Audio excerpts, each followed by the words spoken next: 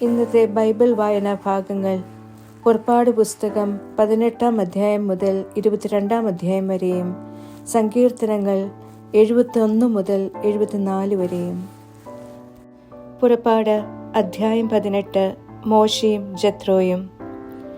ദൈവം മോശയ്ക്കും അവിടുത്തെ ജനമായ ഇസ്രായേലിനും വേണ്ടി ചെയ്തതെല്ലാം, അതായത് കർത്താവ് ഇസ്രായേൽക്കാരെ ഈജിപ്തിൽ നിന്ന് പുറത്തു കൊണ്ടുവന്നത് മിദിയാന്റെ പുരോഹിതനും മോശയുടെ അമ്മായിയപ്പനുമായ ജത്രോ കേട്ടു. മോശയുടെ ഭാര്യ സിപ്പോറായെ അവർ പറഞ്ഞയച്ചതിനെ തുടർന്ന് മോശയുടെ അമ്മായിയപ്പൻ ജത്രോ സ്വീകരിച്ചിരുന്നു. അവളുടെ 2 പുത്രന്മാരെയും. അവരിൽ ഒരുവന്റെ പേര് ഗർഷോം, കാരണം അന്യനാട്ടിൽ ഞാൻ പ്രവാസിയാണ് എന്ന് അവൻ പറഞ്ഞിരുന്നു.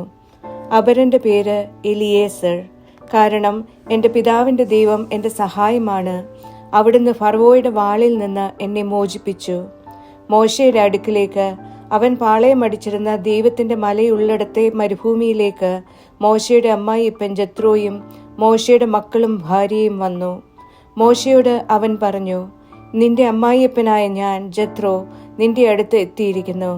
നിന്റെ ഭാര്യയും അവളോടൊപ്പം 2 പുത്രന്മാരുമുണ്ട്. മോശ തൻ്റെ അമ്മായിയപ്പനെ എതിരേൽക്കാൻ പുറത്തേക്കിറങ്ങി. അവൻ അവനെ വണങ്ങുകയും ചുംബിക്കുകയും ചെയ്തു. അവർ പരസ്പരം ക്ഷേമാന്വേഷണം നടത്തി. എന്നിട്ട് കൂടാരത്തിലേക്ക് പോയി. ഇസ്രായേൽക്കാരെ പ്രതി കർത്താവ് ഫറവോയോടും ഈജിപ്തുകാരോടും ചെയ്ത സകലതും, വഴിയിൽ വെച്ച് തങ്ങൾക്ക് നേരിട്ട സകല കഷ്ടതയും, എന്നാൽ കർത്താവ് തങ്ങളെ വിമോചിപ്പിച്ചതും മോശ തൻ്റെ അമ്മായിയപ്പനോട് വിവരിച്ചു.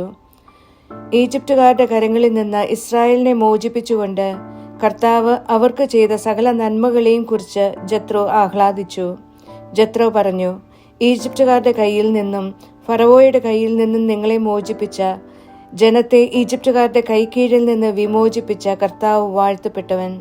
അക്കൂട്ടർ ഇവരുടെ മേൽ കാണിച്ച ധാർഷ്ട്യഭാവം കൊണ്ട് തന്നെ എല്ലാ ദേവന്മാരെയും കാൾ വലിയവൻ കർത്താവാണെന്ന് ഇപ്പോൾ ഞാൻ അറിയുന്നു. മോശയുടെ അമ്മായിയപ്പൻ ജത്രോ ദൈവത്തിന് ഹോമവസ്തുവും ബലിവസ്തുക്കളും കൊണ്ടുവന്നു. ജത്രോയോടൊന്നിച്ച് ദൈവസന്നിധിയിൽ ഭക്ഷണം കഴിക്കുന്നതിന് അഹരോനും ഇസ്രായേലിലെ എല്ലാ ശ്രേഷ്ഠന്മാരും വന്നു. ജത്രോയുടെ ഉപദേശം. പിറ്റേ ദിവസം മോശ ജനത്തെ ന്യായവിചാരണ ചെയ്യാൻ ഉപവിഷ്ടനായപ്പോൾ ജനം പ്രഭാതം മുതൽ പ്രദോഷം വരെ മോശയുടെ പക്കൽ നിൽക്കാനിടയായി. മോശ ജനത്തിനു വേണ്ടി ചെയ്യുന്നതെല്ലാം കണ്ടപ്പോൾ അവന്റെ അമ്മായിയപ്പൻ ജത്രോ ചോദിച്ചു, ജനത്തോട് നീ ഈ ചെയ്യുന്നത് എന്താണ്? എന്തുകൊണ്ടാണ് നീ ഇവിടെ ഒറ്റയ്ക്ക് ഉപവിഷ്ടനായിരിക്കുന്നതും ജനമെല്ലാം പ്രഭാതം മുതൽ പ്രദോഷം വരെ നിന്റെ പക്കൽ നിൽക്കുന്നതും? മോശ തന്റെ അമ്മായിയപ്പനോട് പറഞ്ഞു, ദൈവത്തോടാരായാൻ ജനൻ എൻ്റെ അടുത്ത് വരുന്നതുകൊണ്ട് തന്നെ. എന്തെന്നാൽ അവർക്ക് എന്തെങ്കിലും വിഷയമുണ്ടാകുമ്പോൾ അവർ എൻ്റെ അടുക്കൽ വരുന്നു. അവർക്കിടയിൽ ഞാൻ ന്യായവിചാരണ നടത്തുകയും ദൈവത്തിന്റെ ചട്ടങ്ങളും അവിടുത്തെ നിയമങ്ങളും അവരെ അറിയിക്കുകയും ചെയ്യുന്നു. അപ്പോൾ മോശയുടെ അമ്മായിയപ്പൻ അവനോട് പറഞ്ഞു, നീ ചെയ്തുകൊണ്ടിരിക്കുന്ന കാര്യം ഉചിതമല്ല. നീയും നിന്നോടൊപ്പമുള്ള ഈ ജനവും ക്ഷീണിച്ച് വിവശരാകും. കാരണം ഈ കാര്യം നിനക്ക് താങ്ങാവുന്നതിനേക്കാൾ ഭാരിച്ചതാണ്. നിനക്ക് തനിയെ അത് ചെയ്യാനാവില്ല. ഇപ്പോൾ എൻ്റെ സ്വരം കേൾക്കുക, ഞാൻ നിന്നെ ഉപദേശിക്കാം. ദൈവം നിന്നോടുകൂടി ഉണ്ടായിരിക്കട്ടെ. നീ ജനത്തിനു വേണ്ടി ദൈവത്തിന്റെ മുമ്പിലായിരിക്കണം. കാര്യങ്ങൾ ദൈവസന്നിധിയിൽ കൊണ്ടു ചെല്ലുകയും വേണം. ചട്ടങ്ങളും നിയമങ്ങളും നീ അവരെ പഠിപ്പിക്കണം. അവർ ചരിക്കേണ്ട മാർഗവും ചെയ്യേണ്ട പ്രവൃത്തിയും നീ അവരെ അറിയിക്കണം. മുഴുവൻ ജനത്തിലും നിന്നായി കാര്യപ്രാപ്തിയും ദൈവഭയവുമുള്ള ആളുകളെ, സത്യസന്ധരായ നീചലാഭം വെറുക്കുന്ന ആളുകളെ തിരിച്ചറിഞ്ഞ് അവരെ സഹസ്രാധിപന്മാരായും ശതാധിപന്മാരായും അർദ്ധശതാധിപന്മാരായും ദശാധിപന്മാരായും നീ അവരുടെ മേൽ നിയമിക്കുക. അവർ ഏത് സമയത്തും ജനത്തിനു വേണ്ടി ന്യായം വിധിക്കട്ടെ. ഗൗരവമുള്ള വിഷയമെല്ലാം അവർ നിന്റെ അടുത്ത് എത്തിക്കട്ടെ. ലഘുവായ വിഷയമെല്ലാം അവർ തന്നെ ന്യായവിചാരണ ചെയ്യട്ടെ. അങ്ങനെ നീ നിന്റെ മേൽ നിന്ന് ഭാരം ലഘൂകരിക്കുകയും അവർ നിന്നോടൊപ്പം ഭാരം വഹിക്കുകയും ചെയ്യട്ടെ. നീ ഇക്കാര്യം ചെയ്യുകയാണെങ്കിൽ ദൈവം നിന്നോട് കൽപ്പിക്കുക കൂടി ചെയ്താൽ നിനക്ക് പിടിച്ചു നിൽക്കാനാകും. ഈ ജനമെല്ലാം സമാധാനത്തിൽ സ്വന്തം സ്ഥലത്തേക്ക് പോവുകയും ചെയ്യും. മോശ തന്റെ അമ്മായിയപ്പന്റെ സ്വരം കേട്ട് അവൻ പറഞ്ഞതെല്ലാം പ്രവർത്തിച്ചു. മോശ ഇസ്രായേൽ മുഴുവനിലും നിന്ന് കാര്യപ്രാപ്തിയുള്ള ആളുകളെ തിരഞ്ഞെടുത്ത് അവരെ ജനത്തിന്റെ മേൽ തലവന്മാരായി സഹസ്രാധിപന്മാരും ശതാധിപന്മാരും അർദ്ധശതാധിപന്മാരും ദശാധിപന്മാരുമായി നിയമിച്ചു. അവർ എല്ലാ സമയത്തും ജനത്തിന് ന്യായപാലനം ചെയ്തു. പ്രയാസമുള്ള കാര്യമെല്ലാം അവർ മോശയുടെ അടുത്തെത്തിച്ചു. ലഘുവായ കാര്യത്തിലെല്ലാം അവർ തന്നെ ന്യായം വിധിച്ചു. അനന്തരം മോശ തന്റെ അമ്മായിയപ്പനെ യാത്രയയച്ചു. അവൻ സ്വന്തം നാട്ടിലേക്ക് മടങ്ങി. പുറപ്പാട് അധ്യായം 19. സീനായ് ഉടമ്പടി. ഈജിപ്റ്റ് നാട്ടിൽ നിന്ന് പുറപ്പെട്ടതിന്റെ 3-ാം മാസം അതേ ദിവസം ഇസ്രായേല്യർ സീനായ് മരുഭൂമിയിൽ പ്രവേശിച്ചു. റെഫിദീമിൽ നിന്ന് നീങ്ങി സീനായ് മരുഭൂമിയിൽ വന്ന് അവർ മരുഭൂമിയിൽ പാളയമടിച്ചു. അവിടെ മലയ്ക്ക് നേരെയാണ് ഇസ്രായേൽക്കാർ പാളയമടിച്ചത്. മോശ ദൈവത്തിന്റെ പക്കലേക്ക് കയറി. മലയിൽ നിന്ന് കർത്താവ് അവനോട് വിളിച്ചു പറഞ്ഞു, നീ ഇങ്ങനെ യാക്കോബിന്റെ ഭവനത്തോട് പറയണം, ഇസ്രായേല്യരോട് വിവരിക്കണം, ഞാൻ ഈജിപ്തുകാരോട് ചെയ്തത് നിങ്ങൾ കണ്ടതാണല്ലോ. നിങ്ങളെ കഴുകന്മാരുടെ ചിറകുകളിൽ സംവഹിച്ച് എന്റെ അടുത്തേക്ക് ഞാൻ കൊണ്ടുവന്നു. അതുകൊണ്ട് ഇപ്പോൾ നിങ്ങൾ എന്റെ ശബ്ദം സശ്രദ്ധം ശ്രവിക്കുകയും എന്റെ ഉടമ്പടി പാലിക്കുകയും ചെയ്താൽ ഭൂമി മുഴുവൻ എന്റേതാണെങ്കിലും എല്ലാ ജനങ്ങളെയും കാൾ നിങ്ങൾ എനിക്ക് സ്വന്തമായ നിധിയായിരിക്കും. നിങ്ങൾ എനിക്ക് പുരോഹിത രാജ്യവും വിശുദ്ധ ജനതയുമായിരിക്കും. ഇസ്രായേല്യരോട് നീ പറയേണ്ട വാക്കുകളാണിവ. മോശ ചെന്ന് ജനശ്രേഷ്ഠന്മാരെ വിളിച്ച് കർത്താവ് തന്നോട് കൽപ്പിച്ച ഈ കാര്യങ്ങളെല്ലാം അവരുടെ മുമ്പിൽ അവതരിപ്പിച്ചു. ജനമെല്ലാം ഒരുമിച്ച് മറുപടിയായി, കർത്താവ് കൽപ്പിക്കുന്നതെല്ലാം ഞങ്ങൾ ചെയ്യുമെന്ന് പറഞ്ഞു. മോശ ജനത്തിന്റെ വാക്കുകളുമായി കർത്താവിന്റെ അടുത്തേക്ക് തിരിച്ചു. കർത്താവ് മോശയോട് അരുൾ ചെയ്തു, ഞാൻ നിന്നോട് സംസാരിക്കുന്നത് ജനം അനുസരിക്കേണ്ടതിനും ഒപ്പം അവർ നിന്നെ എന്നേക്കും വിശ്വസിക്കേണ്ടതിനുമായി ഇതാ ഞാൻ കനത്ത മേഘത്തിൽ നിന്റെ അടുത്തേക്ക് വരുന്നു. ജനത്തിന്റെ വാക്കുകൾ മോശ കർത്താവിനോട് ഉണർത്തിച്ചു. അപ്പോൾ കർത്താവ് മോശയോട് പറഞ്ഞു, നീ ജനത്തിന്റെ അടുത്തേക്ക് ചെന്ന് ഇന്നും നാളെയും അവരെ വിശുദ്ധീകരിക്കുക. അവർ തങ്ങളുടെ വസ്ത്രങ്ങൾ കഴുകട്ടെ. 3-ാം ദിവസം അവർ ഒരുങ്ങിയിരിക്കട്ടെ. എന്തെന്നാൽ 3-ാം ദിവസം ജനം മുഴുവന്റെയും കൺമുമ്പാകെ കർത്താവ് സീനായ് മലയിൽ ഇറങ്ങി വരും.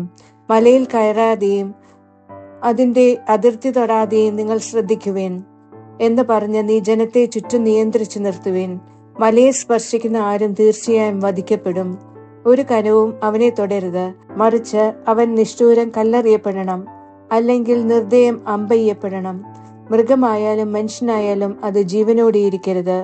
കാഹളം ദീർഘമായി മുഴങ്ങുമ്പോൾ അവർ മലയിൽ കയറിക്കൊള്ളട്ടെ. മോശ മലയിൽ നിന്ന് ജനത്തിന്റെ പക്കലേക്ക് ഇറങ്ങിച്ചെന്ന് ജനത്തെ വിശുദ്ധീകരിച്ചു. അവർ തങ്ങളുടെ വസ്ത്രങ്ങൾ കഴുകി. അവൻ ജനത്തോട് പറഞ്ഞു, 3 ദിവസത്തേക്ക് നിങ്ങൾ ഒരുങ്ങിയിരിക്കുവേൻ. നിങ്ങൾ സ്ത്രീയെ സമീപിക്കാൻ പാടില്ല. ദൈവം പ്രത്യക്ഷപ്പെടുന്നു. 3-ാം ദിവസം പ്രഭാതമായപ്പോൾ മലമുകളിൽ ഇടിമുഴക്കങ്ങളും മിന്നൽ പിണറുകളും കനത്ത ഒരു മേഘവും ഉണ്ടായി. അതിശക്തമായ കാഹളധ്വനിയും. പാളയത്തിലുണ്ടായിരുന്ന ജനമെല്ലാം ഭയന്നു വിറച്ചു. ദൈവത്തെ കണ്ടുമുട്ടാൻ മോശ ജനത്തെ പാളയത്തിൽ നിന്ന് പുറത്തു കൊണ്ടുവന്നു. അവർ മലയുടെ അടിവാരത്തിൽ നിലയുറപ്പിച്ചു. കർത്താവ് അഗ്നിയിൽ അവരോഹണം ചെയ്യുകയാൽ സീനായ് മല മുഴുവൻ പുകഞ്ഞു. അതിന്റെ പുക ചൂളയുടെ പുക പോലെ ഉയർന്നു. മലയൊന്നാകെ പ്രകമ്പനം കൊണ്ടു. കാഹളധ്വനി ശക്തി പ്രാപിച്ചുകൊണ്ടേയിരുന്നു. മോശ സംസാരിക്കുകയും ദൈവം അവനോട് ഇടിമുഴക്കത്തിൽ ഉത്തരമരുളുകയും ചെയ്തുകൊണ്ടിരുന്നു. കർത്താവ് സീനായ് മലമുകളിലേക്ക് ഇറങ്ങി വന്നു. കർത്താവ് മോശയെ മലമുകളിലേക്ക് വിളിച്ചു. മോശ കയറി ചെന്നു. കർത്താവ് മോശയോട് അരുൾ ചെയ്തു, കർത്താവിന്റെ അടുത്തേക്ക് കാണാൻ വേണ്ടി അതിക്രമിച്ച് കടക്കാതിരിക്കാനും അങ്ങനെ അവരിൽ അനേകർ നിബന്ധിക്കാതിരിക്കാനും വേണ്ടി നീ ഇറങ്ങിച്ചെന്ന് ജനത്തെ താക്കീത് ചെയ്യുക. കർത്താവിനെ സമീപിക്കുന്ന പുരോഹിതന്മാരും തങ്ങൾക്കെതിരായി കർത്താവ് കോപിഷ്ഠനാകാതിരിക്കാൻ സ്വയം വിശുദ്ധീകരിക്കട്ടെ. അപ്പോൾ മോശ കർത്താവിനോട് പറഞ്ഞു, സീനായ് മലയിലേക്ക് കയറാൻ ജനത്തിന് സാധിക്കുകയില്ല. എന്തെന്നാൽ മലയ്ക്ക് അതിർത്തി നിശ്ചയിക്കുക, അതിനെ വിശുദ്ധീകരിക്കുക എന്ന് പറഞ്ഞ് അങ്ങ് തന്നെ ഞങ്ങൾക്ക് താക്കീത് നൽകിയിട്ടുള്ളതാണ്. കർത്താവ് അവനോട് പറഞ്ഞു, നീ ഇറങ്ങിച്ചെല്ലുക, എന്നിട്ട് നീയും നിന്നോടൊപ്പം അഹരോനും കയറി വരിക. എന്നാൽ കർത്താവ് തങ്ങളോട് കുപിതരാകാതിരിക്കാൻ പുരോഹിതന്മാരും ജനവും അവിടുത്തെ പക്കലേക്ക് അതിക്രമിച്ച് കയറി വരാതിരിക്കട്ടെ. മോശ ജനത്തിന്റെ അടുത്തേക്ക് ഇറങ്ങിച്ചെന്ന് അവർക്ക് നിർദ്ദേശം നൽകി. പുറപ്പാട് അധ്യായം 20. ദൈവപ്രമാണങ്ങൾ. ദൈവം ഈ വചനങ്ങളെല്ലാം ഇപ്രകാരം പ്രഖ്യാപിച്ചു. ഞാനാകുന്നു അടിമകളുടെ ഭവനമായ ഈജിപ്റ്റ് ദേശത്ത് നിന്ന് നിന്നെ പുറത്തു കൊണ്ടുവന്ന നിന്റെ ദൈവമായ കർത്താവ്. എന്റെ മുൻപിൽ നിനക്ക് മറ്റു ദൈവങ്ങൾ ഉണ്ടാകരുത്. മുകളിൽ ആകാശങ്ങളിലോ താഴെ ഭൂമിയിലോ ഭൂമിക്ക് താഴെ ജലത്തിലോ ഉള്ളവയുടെ വിഗ്രഹമോ ഏതെങ്കിലും സ്വരൂപമോ നീ നിനക്കായി ഉണ്ടാക്കരുത്. അവയ്ക്ക് നീ ആരാധന അർപ്പിക്കരുത്. അവയെ സേവിക്കുകയും അരുത്. എന്തെന്നാൽ നിന്റെ ദൈവമായ കർത്താവ് ഞാനാണ്. എന്നെ വെറുക്കുന്നവരെ സംബന്ധിച്ച് പിതാക്കന്മാരുടെ കുറ്റം മക്കളുടെ മേലും 3-ാം തലമുറ മേലും 4-ാം തലമുറ മേലും ചുമത്തുന്ന തീക്ഷ്ണമതിയായ ദൈവം. എന്നാൽ എന്നെ സ്നേഹിക്കുന്നവരോടും എന്റെ കൽപ്പനകൾ പാലിക്കുന്നവരോടും 1000 തലമുറകളിലേക്ക് കാരുണ്യം പ്രവർത്തിക്കുകയും ചെയ്യുന്നവനാണ്. നിന്റെ ദൈവമായ കർത്താവിന്റെ നാമം വൃഥാ നീ ഉപയോഗിക്കരുത്. എന്തെന്നാൽ തന്റെ നാമം വൃഥാ ഉപയോഗിക്കുന്നവനെ കർത്താവ് കുറ്റമുക്തനാക്കുകയില്ല. സാബത്ത് ദിവസം വിശദീകരിക്കാൻ അതിനെ അനുസ്മരിക്കണം. 6 ദിവസം നീ അധ്വാനിച്ച് നിന്റെ എല്ലാ ജോലിയും ചെയ്യുക. എന്നാൽ 7-ാം ദിവസം നിന്റെ ദൈവമായ കർത്താവിന്റെ സാബത്താണ്. നീ ഒരു ജോലിയും ചെയ്യരുത്. നീയും നിന്റെ മകനും മകളും, നിന്റെ ദാസനും ദാസിയും, നിന്റെ കന്നുകാലിയും, നിന്റെ പടികൾക്കകത്തുള്ള പ്രവാസിയും. കാരണം 6 ദിവസം കൊണ്ട് കർത്താവ് ആകാശവും ഭൂമിയും സമുദ്രവും അവയിലുള്ള സമസ്തവും സൃഷ്ടിക്കുകയും 7-ാം ദിവസം വിശ്രമിക്കുകയും ചെയ്തു. അപ്രകാരം സാബത്ത് ദിവസത്തെ കർത്താവ് അനുഗ്രഹിക്കുകയും വിശുദ്ധീകരിക്കുകയും ചെയ്തു. നിന്റെ പിതാവിനെയും നിന്റെ മാതാവിനെയും നീ ബഹുമാനിക്കണം. നിന്റെ ദൈവമായ കർത്താവ് നിനക്ക് നൽകുന്ന മണ്ണിൽ നിന്റെ ദിനങ്ങൾ ദീർഘിക്കേണ്ടതിനാണിത്. കൊല്ലരുത്, വ്യഭിചരിക്കരുത്, മോഷ്ടിക്കരുത്, അയൽക്കാരനെതിരെ വ്യാജ സാക്ഷ്യം പറയരുത്, നിന്റെ അയൽക്കാരന്റെ ഭവനം മോഹിക്കരുത്, നിന്റെ അയൽക്കാരന്റെ ഭാര്യയെയോ ദാസനെയോ ദാസിയെയോ അവന്റെ കാളയെയോ കഴുതിയോ അവനുള്ള എന്തെങ്കിലുമോ മോഹിക്കരുത്. ബലിപീഠ നിർമ്മാണം സംബന്ധിച്ച് ജനമെല്ലാം ഇടിമുഴക്കങ്ങളും മിന്നൽ പിണറുകളും കാഹളധ്വനിയും പുകയുന്ന പർവ്വതവും കാണുകയായിരുന്നു. ജനം ഭയന്നു വിറച്ച് ദൂരെ മാറി നിന്നു. അവർ മോശയോട് പറഞ്ഞു, നീ തന്നെ ഞങ്ങളോട് സംസാരിക്കുക, ഞങ്ങൾ കേൾക്കട്ടെ. ഞങ്ങൾ മരിക്കാതിരിക്കാൻ ദൈവം ഞങ്ങളോട് സംസാരിക്കാതിരിക്കട്ടെ. മോശ ജനത്തോട് പറഞ്ഞു, ഭയപ്പെടേണ്ട. കാരണം ദൈവം വന്നിരിക്കുന്നത് നിങ്ങളെ പരീക്ഷിക്കുന്നതിനും നിങ്ങൾ പാപം ചെയ്യാതിരിക്കത്തക്ക വിധം നിങ്ങളുടെ മുമ്പിൽ അവിടുത്തെ ഭയം ഉണ്ടാകേണ്ടതിനുമാണ്. ജനം ദൂരെ മാറി നിന്നു. എന്നാൽ ദൈവം സന്നിഹിതനായിരുന്ന മേഘത്തെ മോശ സമീപിച്ചു. അപ്പോൾ കർത്താവ് മോശയോട് കൽപ്പിച്ചു, ഇസ്രായേല്യരോട് നീ ഇങ്ങനെ പറയുക, ആകാശത്തു നിന്ന് ഞാൻ നിങ്ങളോട് സംസാരിച്ചത് നിങ്ങൾ തന്നെ കണ്ടതാണല്ലോ. എനിക്കൊപ്പം നിങ്ങൾ വെള്ളി കൊണ്ടുള്ള ദേവന്മാരെ ഉണ്ടാക്കരുത്, സ്വർണം കൊണ്ടുള്ള ദേവന്മാരെയും നിങ്ങൾക്കായി ഉണ്ടാക്കരുത്. നീ എനിക്കായി ബലിപീഠം പണിയണം. അതിന്മേൽ നിന്റെ ഹോമയാഗങ്ങളായും സമാധാന യാഗങ്ങളായും നിന്റെ ആടിനെയും കന്നുകാലിയെയും അർപ്പിക്കുക. എന്റെ നാമം അനുസ്മരിക്കാൻ ഞാൻ ഇടയാക്കുന്ന സ്ഥലത്തെല്ലാം നിന്റെ അടുക്കൽ വരികയും നിന്നെ അനുഗ്രഹിക്കുകയും ചെയ്യും.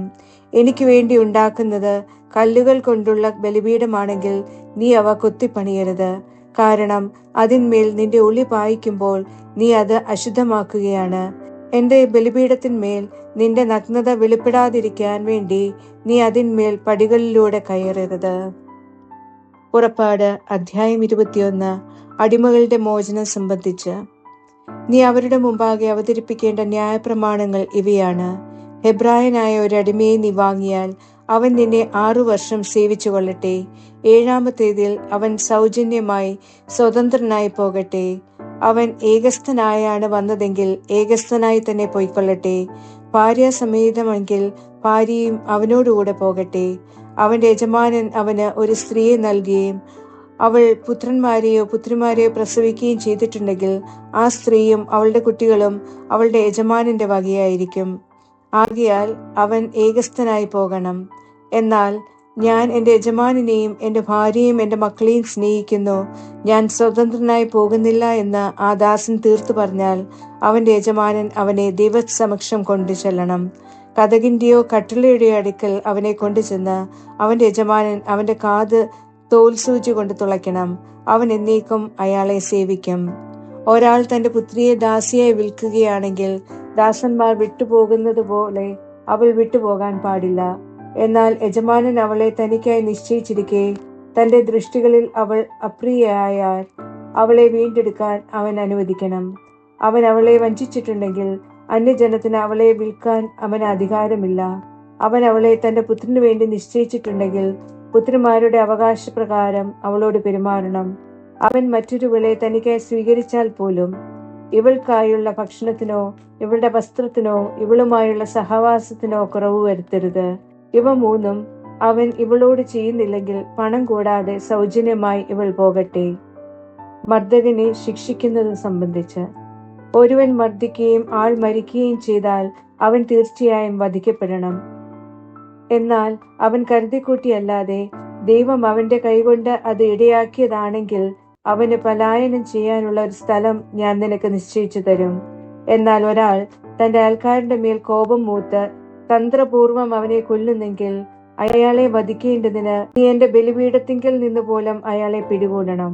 സ്വന്തം പിതാവിനെയോ മാതാവിനെയോ മർദ്ദിക്കുന്നവൻ തീർച്ചയായും വധിക്കപ്പെടണം.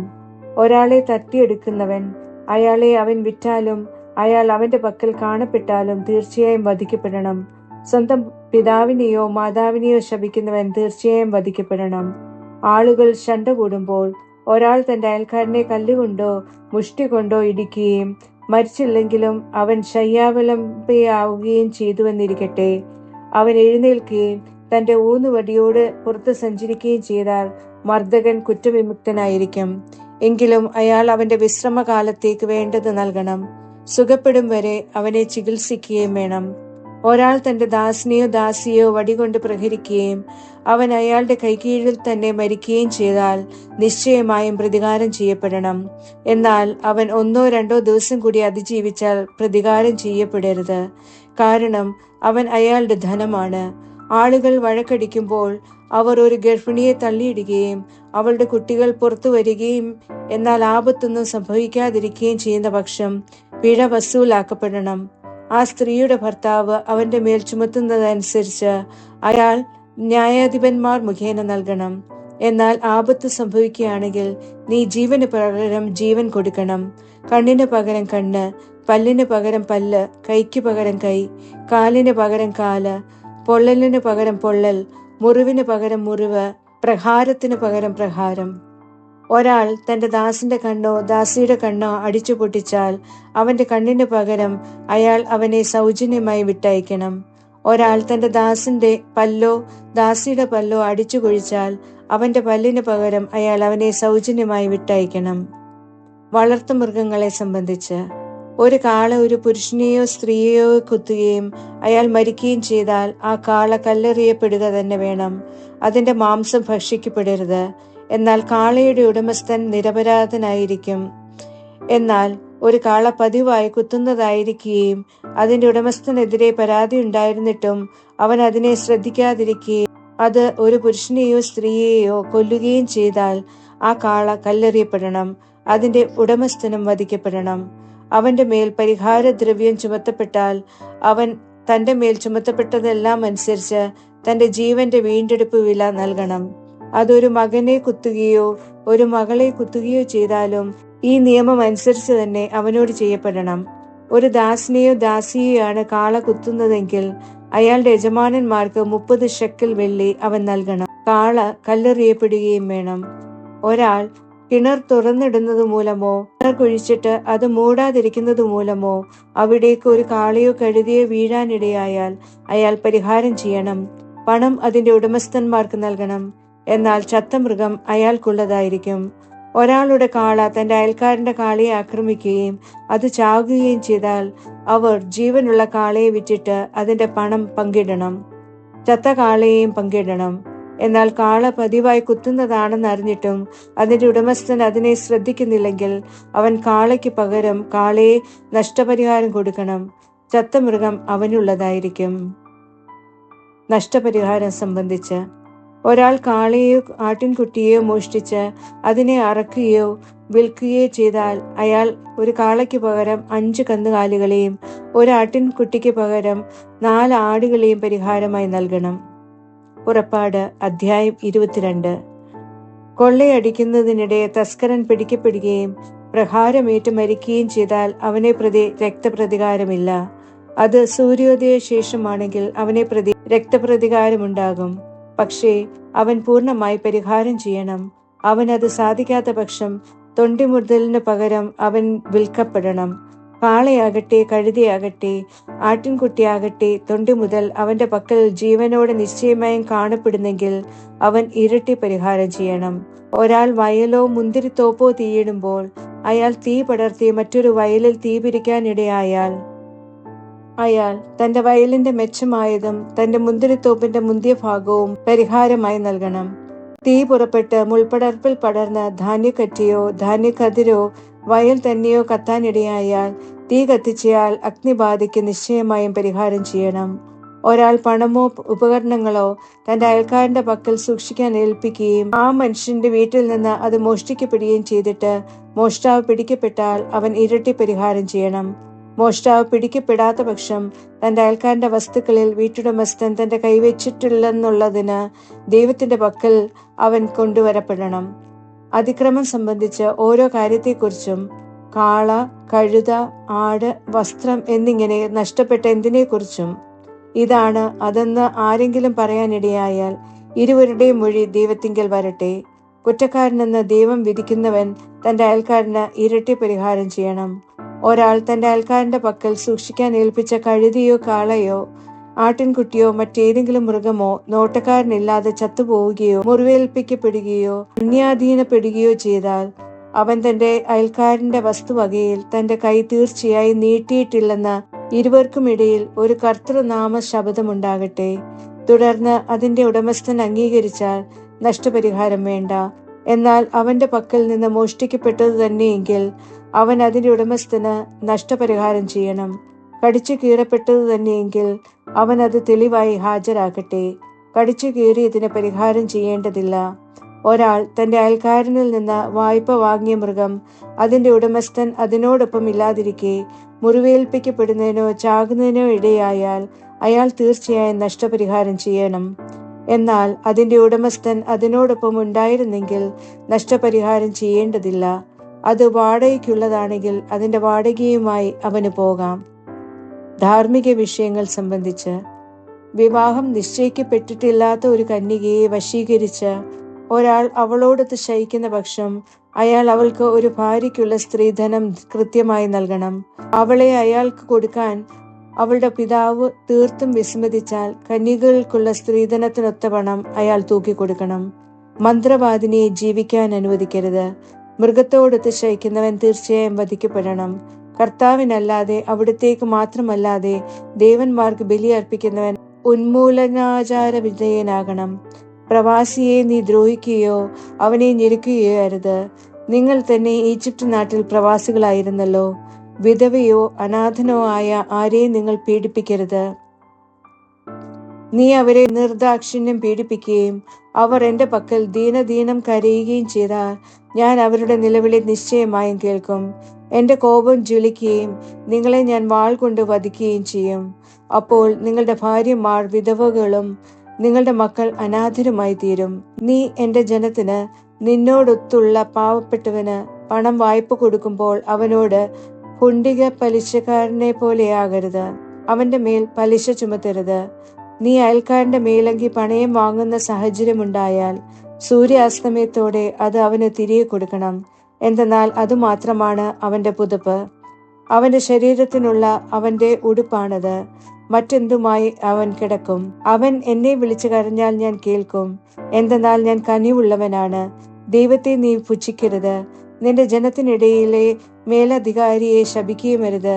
നിന്റെ വിളവിന്റെയും കായകനിയുടെയും പങ്ക് നീ വൈകിക്കരുത്. നിന്റെ പുത്രന്മാരിൽ ആദിജാതനെ നീ എനിക്ക് നൽകണം. നിന്റെ കാളയെയും ആടിനെയും സംബന്ധിച്ചും ഇപ്രകാരം തന്നെ നീ ചെയ്യണം. 7 ദിവസം അത് തള്ളയുടെ കൂടെ കഴിയട്ടെ. 8-ാം ദിവസം അതിനെ നീ എനിക്ക് തരണം. നിങ്ങൾ എനിക്ക് വിശുദ്ധ മനുഷ്യരായിരിക്കും. വയലിൽ കടിച്ചു കീറപ്പെട്ട മൃഗത്തിന്റെ മാംസം നിങ്ങൾ ഭക്ഷിക്കരുത്. അത് നിങ്ങൾ നായ്ക്ക് എറിഞ്ഞു കൊടുക്കണം.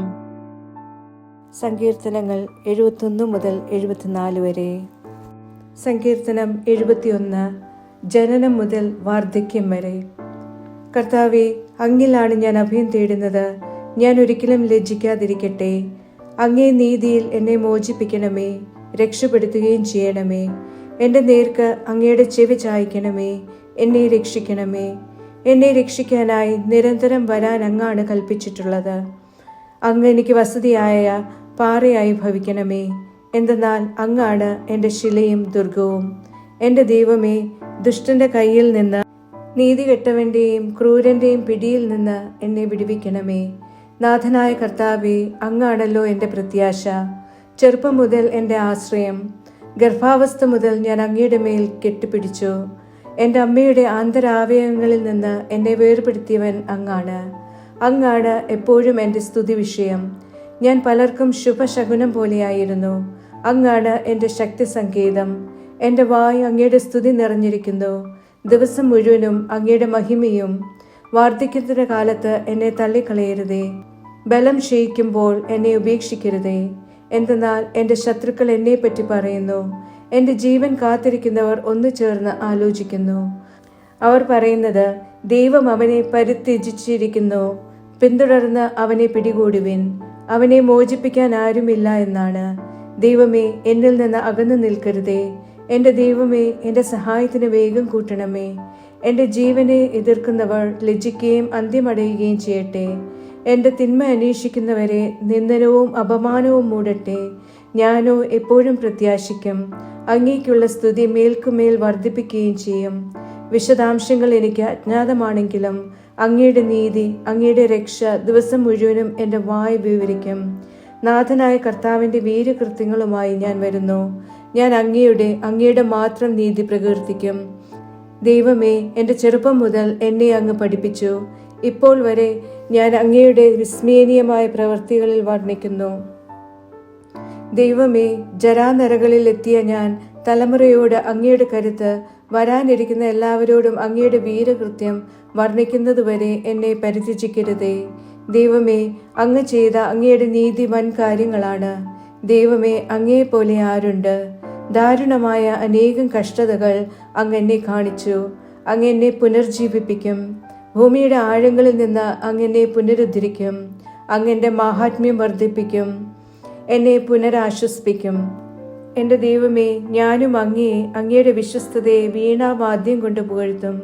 ഇസ്രായേലിൻ്റെ പരിശുദ്ധനെ ഞാൻ അങ്ങയെ കിന്നരം കൊണ്ട് പാടിപ്പുകഴ്ത്തും. ഞാൻ അങ്ങയെ പാടിപ്പുകഴ്ത്തുമ്പോൾ എൻ്റെ അധരങ്ങളും അങ്ങ് പരിത്രാണം ചെയ്ത എൻ്റെ ആത്മാവും ആർത്തു വിളിക്കും. എൻ്റെ നാവും ദിവസം മുഴുവൻ അങ്ങയുടെ നീതി ഉരുവിടും. എന്തെന്നാൽ എൻ്റെ തിന്മ ആഗ്രഹിക്കുന്നവർ ഭഗ്നാശരായിരിക്കുന്നു, അതെ, അവർ പരിഭ്രാന്തരായിരിക്കുന്നു. സങ്കീർത്തനം 72. രാജാവിന് വേണ്ടിയുള്ള പ്രാർത്ഥന. ദൈവമേ, അങ്ങയുടെ ന്യായപ്രമാണങ്ങൾ രാജാവിന് നൽകണമേ. അങ്ങയുടെ നീതി രാജകുമാരനും. അവൻ അങ്ങയുടെ ജനത്തെ നീതിയോടെ വിധിക്കും, അങ്ങയുടെ അഗതികളെ ന്യായത്തോടെയും. മലകളും കുന്നുകളും ജനത്തിനു വേണ്ടി നീതിയോടെ സമാധാനം സംവഹിക്കട്ടെ. ജനത്തിന്റെ അഗതികളെ അവൻ ന്യായവിചാരണ ചെയ്യട്ടെ. ദരിദ്ര പ്രജകൾക്ക് അവൻ രക്ഷ നിർവഹിക്കട്ടെ. മർദ്ദകനെ തകർക്കുകയും ചെയ്യട്ടെ. തലമുറ തലമുറകൾ സൂര്യനോടൊപ്പവും ചന്ദ്രസമക്ഷവും അങ്ങേ ആദരിക്കട്ടെ. ഭൂമിയുടെ മഴ പെരുമഴ പോലെ, ആട്ടിൻ രോമത്തിൽ മഴ പോലെ പെയ്യട്ടെ. അവന്റെ കാലത്ത് നീതിമാൻ പുഷ്പിക്കട്ടെ. ചന്ദ്രനുള്ളിടത്തോളം സമാധാനത്തികവും.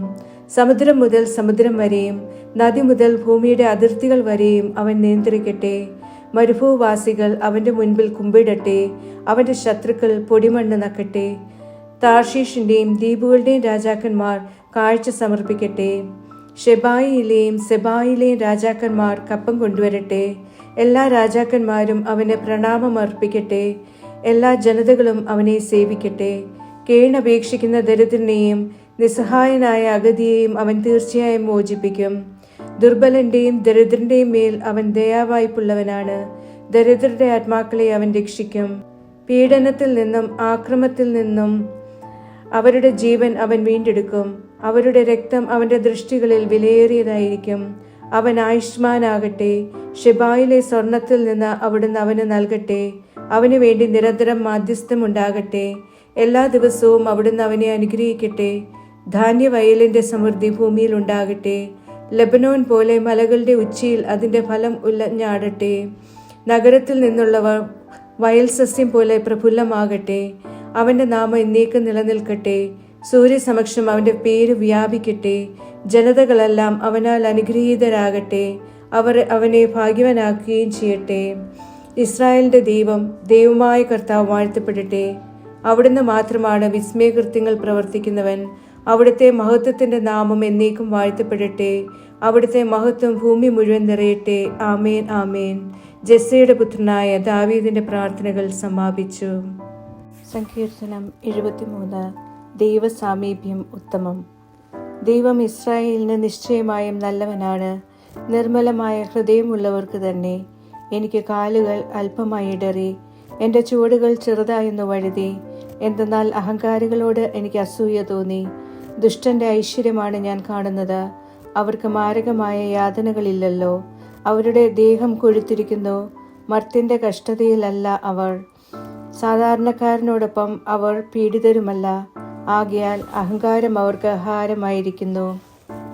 അക്രമം അവർക്കായി വേഷമണിയുന്നു. മേധസ്സുകൊണ്ട് അവരുടെ കണ്ണ് തള്ളി നിൽക്കുന്നു. ഹൃദയസങ്കല്പങ്ങൾ അവർ അതിലംഘിക്കുന്നു. അവർ അധിക്ഷേപിച്ച് മോശമായി സംസാരിക്കുന്നു. ഉന്നത സ്ഥാനത്തു നിന്ന് അവർ പീഡന ഭീഷണി ഉയർത്തുന്നു. തങ്ങളുടെ വായ അവർ ആകാശത്തിനെതിരെ തിരിച്ചിരിക്കുന്നു. അവരുടെ നാവ് ഭൂമിയിൽ ഉഴലുന്നു. അതിനാൽ അവിടുത്തെ ജനം ഇവിടേക്ക് പിന്തിരിയുന്നു. അവർക്ക് വേണ്ടി നിറജലം വറ്റിക്കപ്പെടുന്നു. അക്കൂട്ടർ ചോദിക്കുന്നു, തമ്പുരാൻ എങ്ങനെ അറിയും? അത്യുന്നതനോടൊപ്പം വിജ്ഞാനമുണ്ടോ? ഇതാ, ഇവരാണ് ദുഷ്ടർ. മനക്കടിയില്ലാതെ ഇവർ എന്നും സമ്പത്ത് വർദ്ധിപ്പിക്കുന്നു. എൻ്റെ ഹൃദയം ഞാൻ നിർമ്മലമാക്കിയത് വ്യർത്ഥമായി പോയി. എൻ്റെ കരതലങ്ങൾ നിഷ്കളങ്കതയിൽ കഴുകിയതും. ദിവസം മുഴുവൻ ഞാൻ പീഡിപ്പിക്കപ്പെടുന്നു. പ്രഭാതം തോറും എനിക്ക് ശിക്ഷയുണ്ട്. ഞാനും അങ്ങനെ ഉരിയാടട്ടെ എന്ന് ഞാൻ പറഞ്ഞിരുന്നുവെങ്കിൽ ഞാനിതാ അങ്ങയുടെ മക്കളുടെ തലമുറയെ വഞ്ചിക്കുമായിരുന്നു. ഇത് ഗ്രഹിക്കാൻ ഞാൻ ശ്രമിക്കുന്നെങ്കിലും എൻ്റെ ദൃഷ്ടികളിൽ അത് ക്ലേശകരമാണ്. എന്നാൽ തമ്പുരാന്റെ ശ്രീകോവിൽ സമുച്ചയത്തിലേക്ക് ഞാൻ എത്തുമ്പോഴേക്കും അവരുടെ അന്ത്യം ഞാൻ ഗ്രഹിക്കട്ടെ. അതെ, അങ്ങ് അവരെ വഴുക്കൻ സ്ഥലങ്ങളിലാക്കിയിരിക്കുന്നു. അവരെ അങ്ങ് വിനാശങ്ങളിൽ വീഴ്ത്തുന്നു. അവർ എങ്ങനെ ക്ഷണേന നാശമായി തീർന്നു. ഭീകരതകളാൽ തൂത്തുവാരി എറിയപ്പെട്ടു. ഉണരുന്നവനാൽ സ്വപ്നം അവഗണിക്കപ്പെടുന്നതുപോലെ നാഥ ഉണരുമ്പോൾ അവരുടെ നിഴലിനെ അങ്ങ് അവഗണിക്കുന്നു. എൻ്റെ ഹൃദയവും അന്തരംഗങ്ങളും കഴിച്ചപ്പോൾ ഞാൻ സ്വയം മുറിപ്പെട്ടവനായി. അറിവില്ലാത്ത മന്ദബുദ്ധിയായിരുന്നു ഞാൻ. അങ്ങയോടുള്ള സമീപനത്തിൽ ഞാൻ ഒരു മൃഗമായിരുന്നു. എന്നാലും ഞാൻ നിരന്തരം അങ്ങയോടുകൂടെയാണ്. അങ്ങൻ്റെ വലതു കൈ പിടിച്ചിരിക്കുന്നു. അങ്ങയുടെ ഉപദേശത്തിൽ അങ്ങനെ നയിക്കുന്നു. പിന്നീട് ഒരു മഹത്വമായി അങ്ങനെ സ്വീകരിക്കും. ആകാശങ്ങളിൽ എനിക്ക് ആരു വേണം? അങ്ങയോടൊത്തെങ്കിൽ ഭൂമിയിലും ഞാൻ ആരെയും ആഗ്രഹിക്കുന്നില്ല. എൻ്റെ ശരീരവും ഹൃദയവും ക്ഷീണിച്ചേക്കാം. എൻ്റെ ഹൃദയത്തിൻ്റെ പാറയും എൻ്റെ ഓഹരിയും എന്നേക്കും ദൈവമാണ്. എന്തെന്നാൽ അങ്ങേ അകറ്റുന്നവർ നാശമടയും. അങ്ങിൽ നിന്ന് വ്യതിചലിക്കുന്ന ആരെയും അങ്ങ് സംഹരിക്കും. എനിക്കോ ദൈവസാമീപ്യമാണ് ഉത്തമം. നാഥനായ കർത്താവിലാണ് ഞാൻ ആശ്രയം വെച്ചിരിക്കുന്നത്. അങ്ങയുടെ എല്ലാ പ്രവൃത്തികളും വിവരിക്കുന്നതിന് തന്നെ. സങ്കീർത്തനം 74. അശുദ്ധമാക്കപ്പെട്ട വിശുദ്ധ സ്ഥലം. ദൈവമേ, എന്തുകൊണ്ടാണ് എന്നേക്കുമായി അങ്ങെന്നെ തള്ളിക്കളഞ്ഞത്? അങ്ങയുടെ മേച്ചിൽപ്പുറത്തെ ആട്ടിൻ പറ്റത്തിനെതിരെ അങ്ങയുടെ കോപം ജ്വലിക്കുന്നത്.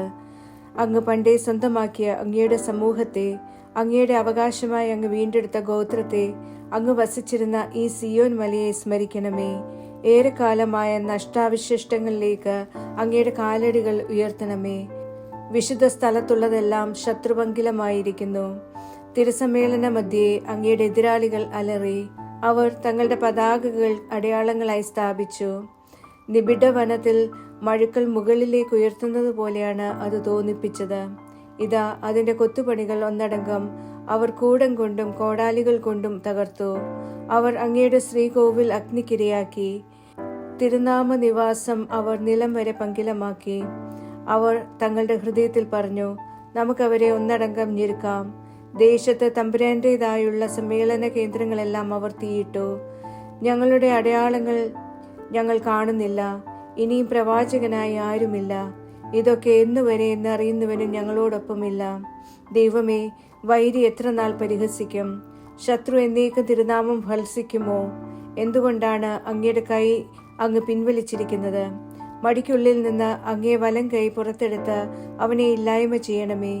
ദൈവമേ, പണ്ടു മുതലുള്ള എൻ്റെ രാജാവേ, ഭൂമധ്യേ രക്ഷാകര കൃത്യങ്ങൾ ചെയ്യുന്നവനെ, അങ്ങാണ് കടലിനെ അങ്ങയുടെ ശക്തിയാൽ വിഭജിച്ചത്. ജലത്തിന്മേലുള്ള സത്വങ്ങളുടെ തലകൾ പിളർന്നതും അങ്ങാണ് ലിവ്യാഥാന്റെ തലകൾ തകർത്തത്. അതിനെ അരണ്യവാസികളായ വർഗത്തിന് ആഹാരമായി കൊടുത്തതും അങ്ങാണ് ഉറവയും ചോലയും പൊട്ടിച്ചുവിട്ടത്. അങ്ങാണ് ഒഴുക്കുള്ള നദികൾ വറ്റിച്ചത്. പകൽ അങ്ങയുടേതാണ്, രാത്രിയും അങ്ങയുടേത് തന്നെ. അങ്ങാണ് ജ്യോതിസിനെയും സൂര്യനെയും സ്ഥാപിച്ചത്. അങ്ങാണ് ഭൂമിയുടെ അതിരുകളെല്ലാം വ്യവസ്ഥാപിതമാക്കിയത്. ഗ്രീഷ്മവും ഹേമന്തവും അങ്ങാണ് രൂപകൽപ്പന ചെയ്തത്. കർത്താവെ, തിരുനാമത്തെ ശത്രു പരിഹസിക്കുന്നെന്നും ഭോഷജനം ഭത്സിക്കുന്നെന്നുമുള്ള വസ്തുത ഓർക്കണമേ. അങ്ങയുടെ പ്രാവിന്റെ പ്രാണൻ വന്യമൃഗത്തിന് വിട്ടുകൊടുക്കരുതേ. അങ്ങയുടെ അഗതികളുടെ ജീവൻ എന്നേക്കും മറക്കരുതേ. ഉടമ്പടിയോട് പരിഗണന കാട്ടണമേ. ഭൂമിയുടെ ഇരുളിടങ്ങളിൽ അക്രമസങ്കേതങ്ങൾ നിറയുകയാണല്ലോ. മർദ്ദിതൻ അപമാനിതനായി മടങ്ങാതിരിക്കട്ടെ. അഗതിയും ദരിദ്രനും തിരുനാമം സ്തുതിക്കട്ടെ. ദൈവമേ, എഴുന്നേറ്റ് അങ്ങയുടെ വ്യവഹാരം വാദിക്കണമേ. ഭോഷനിൽ നിന്ന് അങ്ങേക്കെതിരായി ദിനം മുഴുവനുള്ള അപമാനം ഓർക്കണമേ. അങ്ങയുടെ എതിരാളികളുടെ സ്വരം, പ്രതിയോഗികളുടെ നിരന്തരം ഉയരുന്ന അട്ടഹാസം മറക്കരുതേ.